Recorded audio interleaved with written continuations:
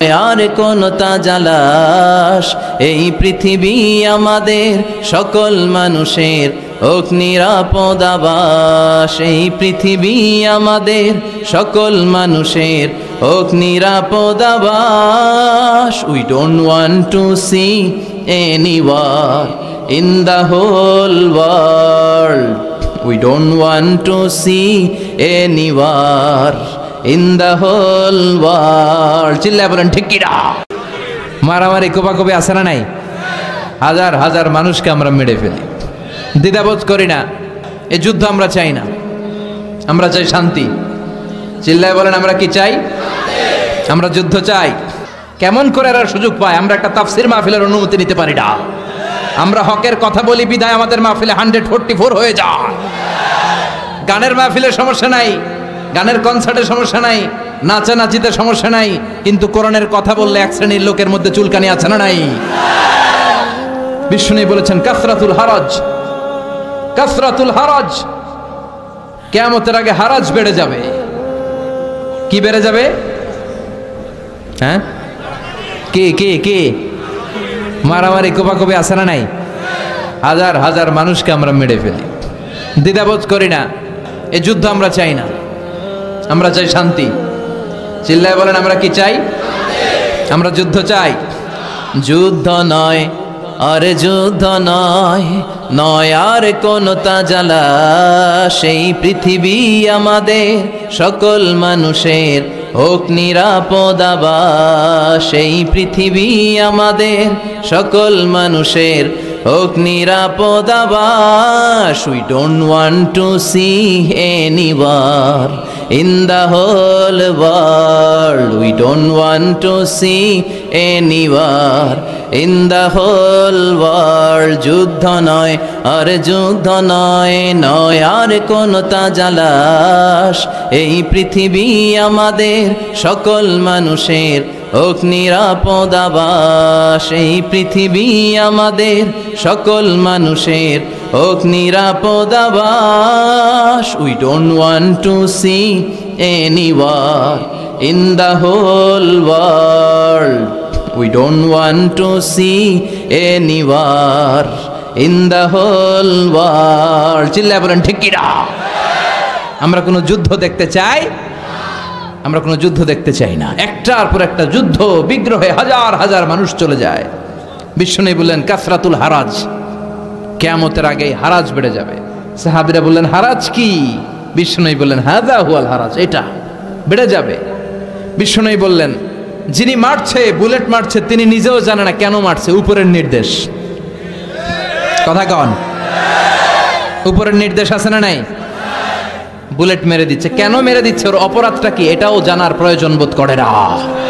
উপরের ফোন এসেছে, শুট করে মেরে ফেলে আছে না নাই? শুট করে গুম করে ফেলে আছে না নাই? ক্রস ফায়ার করে ফেলে আছে না নাই? কেন মারলো সেটাও জানতে চায় না। বিষ্ণুনবীর বাণী, কিয়ামতের আগ দিয়ে শুট করা হবে, হত্যা করা হবে, মেরে ফেলা হবে, কেন মারলো সে জানে না। আবার যাকে মারা হলো সেও কেন মরলো সেও জানে না।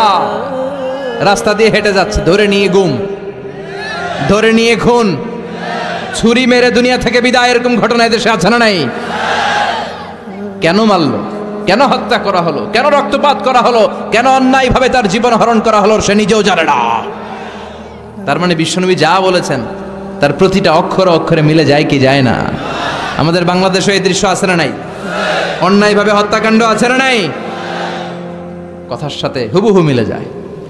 আমানতের খেয়ানত আছে না নাই? সাহাবীরা বললেন কাইফা ইদাআতুহা ইয়া রাসূলুল্লাহ, আমানতের খেয়ানত কেমন করে হয়? বিষ্ণু বললেন ইদা উসিদাল আমরু ইলা গায়রি আহলিহি ফান্তাযিরিস সাআ। যাকে যেই চেয়ারে বসানো হবে সে যদি ওই চেয়ারে বসার যোগ্য না হয়, আর যদি তারে ওই চেয়ারে বসিয়ে দেয়া হয়, তখনই কিয়ামত হয়ে যাবে।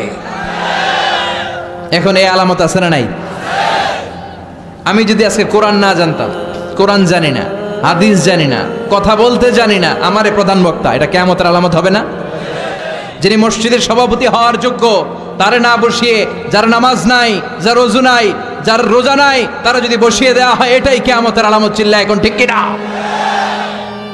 সভাপতি হওয়ার যোগ্যতা নেই সভাপতি, সেক্রেটারি হওয়ার যোগ্যতা নেই। মসজিদের সভাপতি সেক্রেটারি তো সে হবে যার সাথে মসজিদের আলাকাত বেশি।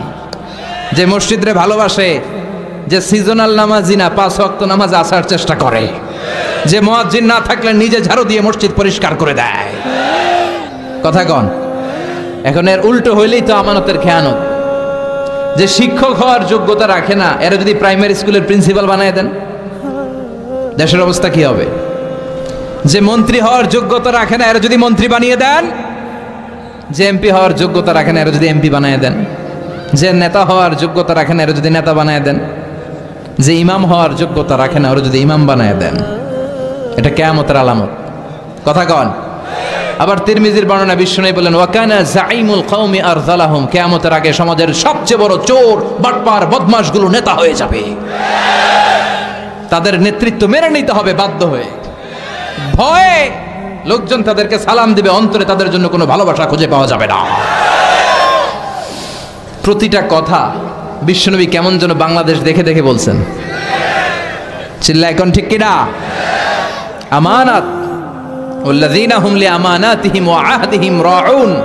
মুমিনের বৈশিষ্ট্য, মুমিন যদি প্রতিশ্রুতি দেয়, মুমিন যদি আমানত নেয়, ওই আমানতের খেয়ানত করে না। আমানত এটা একটা ব্রড বিষয়। আল্লাহ আমাকে সম্পদ দিয়েছে, এই সম্পদ আমার কাছে আমানত। আল্লাহ আমার ব্যক্তিত্ব দিয়েছে, এই ব্যক্তিত্ব আমার আমানত। আল্লাহ আমাকে ছেলে মেয়ে দিয়েছে, এটা আমার কাছে আমানত। আমার স্ত্রী আমার কাছে আমানত। যিনি মসজিদের ইমাম, পুরো মসজিদটা আপনার কাছে আমানত। যিনি হাই স্কুলের হেডমাস্টার, আপনার পুরো প্রাইমারি স্কুল, আপনার হাই স্কুল আপনার কাছে আমানত। যিনি চেয়ারম্যান, তার কাঁধের উপরে তার এলাকাটা আমানত। যিনি মেম্বার অব দ্য পার্লামেন্ট, পুরো নির্বাচনী এলাকাটা তার কাছে আমানত। যিনি প্রধানমন্ত্রী, পুরো দেশটা তার কাঁধের উপরে আমানত। যার দায়িত্ব যত বড়, তার আমানতও। আমানতের খেয়ানত করে, এটা মুনাফিকের লক্ষণ। কথা বলেন। বিশ্বনবী বললেন, একটার পর একটা আমানতের খেয়ানত হতে থাকবে সমাজে। আমরা জাহান্নামের দ্বার গোড়ায় চলে এসেছি, কিয়ামতের দ্বার প্রান্তে চলে এসেছি। একটার পর একটা আমানতের খেয়ানত আছে না নাই? এই জন্য আমাদের যার কাঁধে যে আমানত আছে, ওই আমানত আমরা রক্ষা করতে হবে। চিল্লা এখন ঠিক কিনা?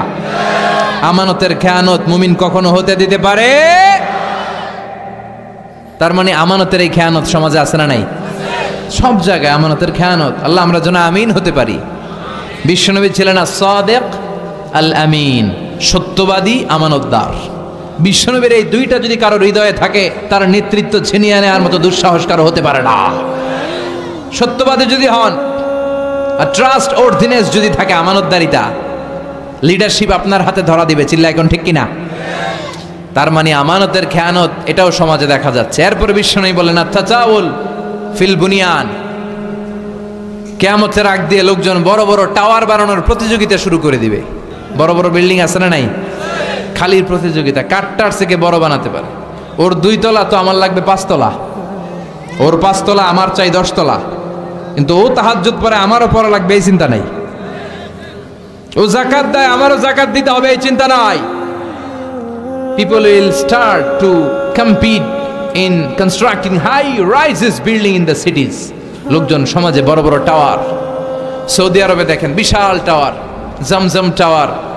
দুবাইতে দেখেন বুর্জ আল খলিফা। চায়নাতে আছে সাংহাই টাওয়ার। একটার পর একটা টাওয়ার বানানোর প্রতিযোগিতায় মানুষ লিপ্ত হয়েছে। তার মানে বিশ্বনবী যা যা বলে গিয়েছেন, তার হুবহু প্রমাণ আমাদের সমাজে আছে না নাই?